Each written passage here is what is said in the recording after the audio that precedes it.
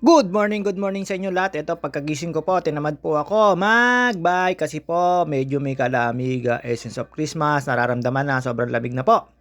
At syempre, kaya po hindi nakapag-bike, medyo juyat. At kinapinsan Chino, do, at saka yung kasama niya na nagpunta ng Aguila Base, hindi po ako nakasama kasi ito po, kagigising lang po natin, maaga-maaga tayo nagising, regular na po, time body clock, na lagi na po maagang nagigising kahit po late na matulog. Ayan, nakita naman po, diyan ako tumitingin ng panahon. Pagka maganda po, yung mga hampay-hampay ng, ano na yan, hampas ng hangin sa puno. At ayun, syempre, ito, magmamartes po tayo. At ito na nga. Syempre, hindi mawawala ang tropang OG na malapit na mag-reunion. Mama Mia, Dana Hutut, Mary Grace Villapando, at si Cherry Lourdes Pabarate, at si Elvis Pualagaya, si Jerome Mendoza, si May Mark Daniel Mendoza, at saka si JR Kulot. At si paring Jervis at si paring Arvin. At yun nga po, Madana Utut. Medyo mahaba ang traffic kung dito ka dadaan sa may parte sa atin. Kaya ako sa'yo, mag-alaminos ka na. Ganun din naman, traffic din. Pero dito, mas malala. Or mag-expressway ka. Ang labas mo na ay Kanlubang para mapabilis. At alam nyo naman po tayo, eto, may kusmekos lang, may binili po tayo, maglalaba po tayo. Kaya eto, tayo ay pupunta na dulo, kaya tinene. At bibili po tayo ng siyempre, single tayo. Sabong powder na panlaba. Ayan, si Kuya Mario. Pumili po ako ng Bikini Men, mga sabon dyan at pampano. At pagkatapos po noon, nag-coffee tayo. Nakita naman, usok-usok pa. Kalahati lang po yung iniinom kong yan. Siyempre, healthy living tayo. At yun nga po, pagkatapos po noon, nakakita ko po yan, ang regular na makikita nyo po rito sa amin tuwing umaga, lalo ngayong Sunday. Wala pa lang po yung mga kabataan. Sina Salsabog, si Sabel, si lahat ng mga tropa natin dito mga kabataan. At si Sam. At syempre sina Edrelyn Cuevas Lolop. Ayun nga po, yung mga batang yun, mga bata pa, marites na. At alam nyo naman po dito, waiting lang po tayo. At doon po tayo dumaan sa may kabila. At nakita ko yung aking kaibigan na si Teresa at si Papa Jinx. Ayun, sinamahan ko para ipagawa yung sasakyan nila. At syempre ito, at dyan po, nag-aantay lang po tayo ng Mama Marites. Uy, gagong gupit, JT. Ayan. Medyo kulang-kulang na yung book mo Hindi, nandiyan lang po yan kasi basa po yan. Tsaka nasa tamang edad na po tayo. Haircut po tayo. Pero sana naman bumagay na waiting lang po tayo dyan. Nakita nyo naman po dyan. Kakaway dyan si Pinsang Kadyo Bernard Sensil. At Sir Gilbert Aguirre at Miss Aguirre. Shoutout po sa inyo. At kay paring Arnold Dabier, paring Eugene Palentino, kay paring Joseph Katapang, at kay paring Topper Sarmiento. Ayan, tinuturo ko po at dadaan po yung Pinsan Kadyo ko na ayan, nakita nyo naman po. Mag-hi po yan. Ayan, nakita nyo naman po. Siyempre, papagwapo ng bahayan. At yun, mekos lang po tayo dito. Tambay-tambay lang po tayo. Hanap-hanap po ng mga Marites. Wala po, madalang po ang Martes at dumaan po si Atitang. Siyempre, lahat po ng binabanggit ko ay mga kakilala ko at yung mga kakilala dito namin. At syempre, sa mga hindi ko po nasa-shoutout, will be Kabalos. Shoutout sa mga tropa natin dyan na nasa kasama mo sa Tower. At ayan, dire-diretso lang po tayo pagtambay dyan. At alam nyo naman, nagme-mekos lang. May mga dumadaan po dyan na ayan po, kagaya mamimimiwas po yan kasi ang dami po nahuhuli. Diyan po kasi may dulo dyan, sa may partong dulo po, doon ka na Kuya Ingo, kay na Ate Cecil, kay na Jacqueline, kay Joel, ay meron pong dulo ng ano doon, kay na sa dulo po ay meron pong papunta pong dagat. At shoutout nga pala kay Bicol Deleguardia Hagos, at kay Kuya Anda, kay Kayeng, kay Yokay, kay ano mo tawag dito, kay Johan, kay Yela. Ayan, dumaan po si Visa Sedi, si Dengot, na walang pasok kasi Sunday na. At syempre, marami po mga katambay dito. At di po nga po tayo dumaan, si Janice. At alam niyo naman, hanggang nandito tayo, nagmamarites lang po tayo. Isang A naman dyan. At syempre, namimiss ko na yung ate siyang ko na happy, gusto lagi pag lumayas, umaga na uuwi. Ewan ko ba naman. At yung aking inaanak na ganun din ang gusto, uwi pa umaga na, pagka wala akong pasok.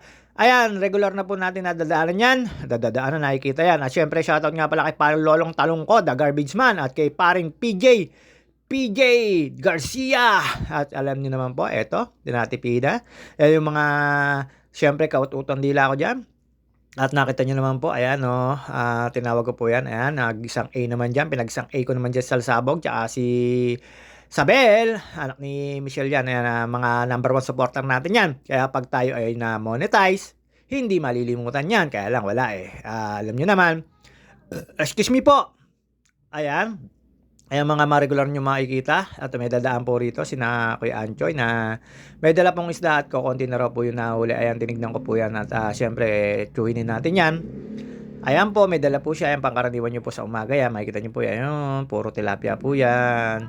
Ayan po yung regular nilang hanap buhay, lalo pagka mga small fisher ka rito, fishing or fisherman. Basta yun. Kayo na po bahala kung paano iintindihin. Ayan, dire-diretso na po tayo dito. Pagkatapos po dyan, dumaan naman po ito. Itong sa number 1 chismosa na to, si Clarita. At bumili po ng isda din, ayan, regular nyo po makikita rito, mga sariwa po yan. At syempre, nung bala kong may kukunin sa ate ko, ay ako muna ay naglinis ng motor at medyo maputik-putik na. Siyempre, hinimas-himas ko muna to. Ang tagal na po hindi nalilinis at ang tagal na po hindi na ilalabas. Lagi lang po nandyan. Maglilimang taon na yan. Pero kondisyon pa rin yan, hindi pa na gulong lang ang napapalitan dyan, dalawa, tsaka yung shock kasi pinababa ko, gawa ng tatay ko, ay hindi niya abot nung nabubuhay pa siya, hindi niya abot at mataas yung shock, pinababa ko lang po yan. At ayun, syempre, punas-punas lang, kailangan din natin kalikutin yan, hindi yung laging bike na lang. Kaya minsan ko lang po dalahin yan, pagka po dalahin drive-in, pagka po inutusan, or aalis kami ng mga kapatid ko para kunin yung sasakyan niya.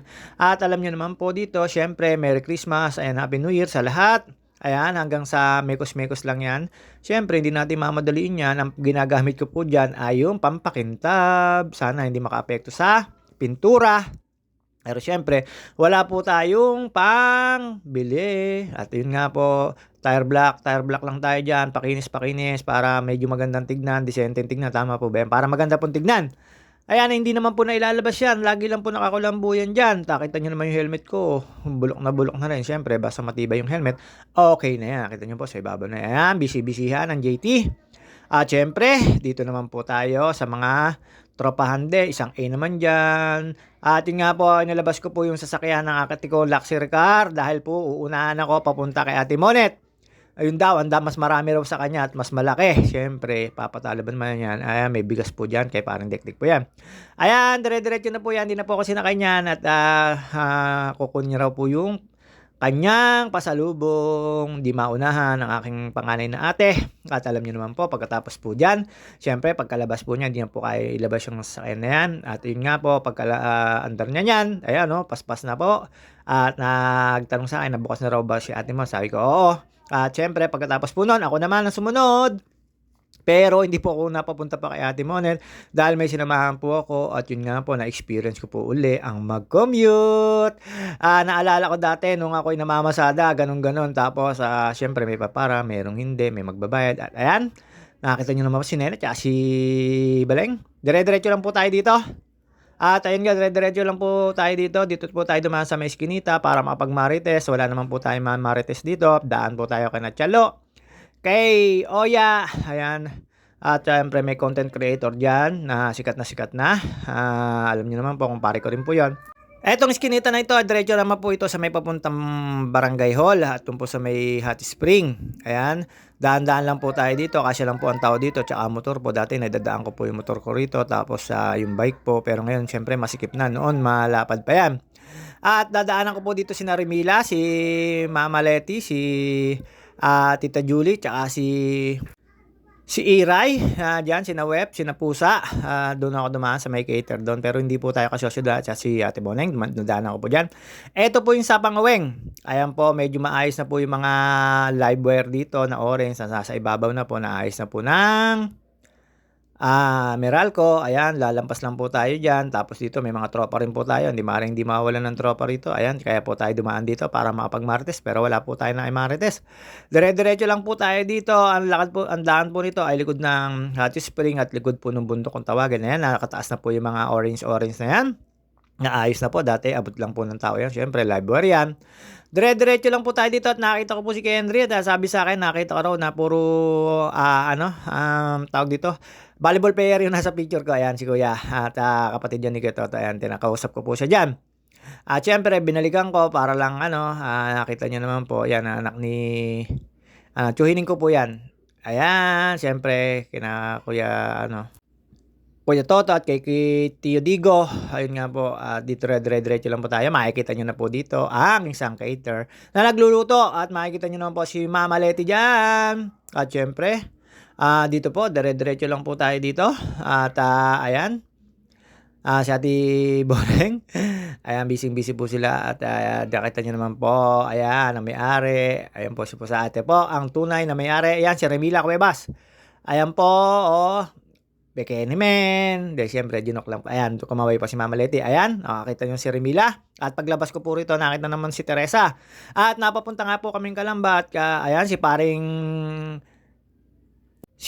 Liam na kumaway pa. Ayan, nakita ko po dyan si Papa Jix at si Teresa. At kami po ay napapunta ng Kalamba. At sinamahan ko po sa kakilala po natin na nagpipintor na si Paul Rocha. At yun nga po, iniwan namin yung bandon. Tatawagan nyo na lang po. At siya po ay pupunta na nandun mag-isa. At syempre, eto, busy po tayo. Ayun, nakita ko na Papa Jix.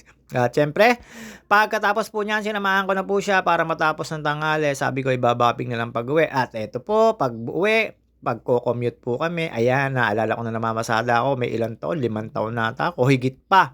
College pa lang namamasada ako ngayon na 15 pesos ng minimum wage ng pamasahe, samantalang nun, 2 ata, 150. Basta nun namamasada naman ako, parang 2. So, basta hindi ko na alam, hindi ko natandaan. Siyempre, dadaan ako sa tindahan ng ate ko, at yun nga po, ayan, si Bayaw Daud, busy sila. Excuse me po, galing po sa bakasyon yan. Ayan. Siyempre, kukunin ko po yung pasalubong galing sa ate ko. At yun nga po, ayan na. Nakita nyo naman po, hitik na hitik ang paninda. Sa mga gusto pong mamili, dito na po kayo bumili sa Janet Store with Ate Monet. At siyempre, sa mga gustong maligo at resort dyan, kay MCA Resort. At shoutout nga muna pala kay Cerilio Eloy Hernandez, shoutout sa family mo. Ayan, wala ka na naman. Dumaan na naman ako sa sa shop mo. Sa tambayan mo, wala ka na naman. Siyempre, kay MCA Resort, kay MCA Nagomi, kay MCA Lagoon, kay MCA JP, kay MCA RNG, kay MCA ano tawag dito? White House, kay MCA Docs. At yun nga po, siyempre, Luc Monet Castillo, sa mga gusto pong mag-swimming at mag-Christmas party, alam nyo na, pwede na po kayo magpabook. At siyempre, dito sa Pansol, may mga legit agent din po. Pwede kayo po dito, magpahanap. Or ocular ba o tawag doon. Tapos ito, dire-diretso na po tayo. Pwede naman po kayo dyan. Marami po mga agent dito na minsan may mga caretaker. Siyempre, trabaho nila yan. Dire-diretso lang po tayo dito at nakita ko si Lolo Hanep Cueto. At yun nga po, dito nakita ko rin si Nalobet, si Paring Pampeng, si Paring Olan.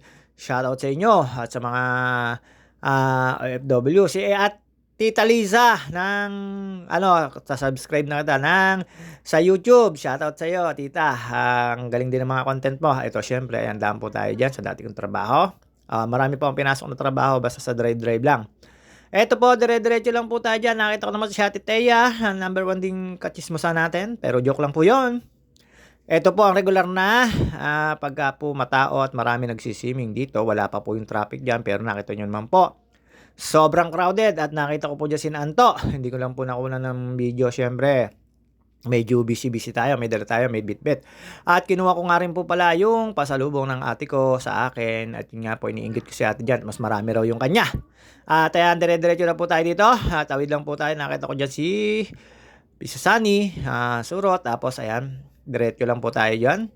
At makikita nyo na po si Lolo Hanep. At saka po yung dalawang bata, si Tintin at yung pinsan niya, anak ni Oya.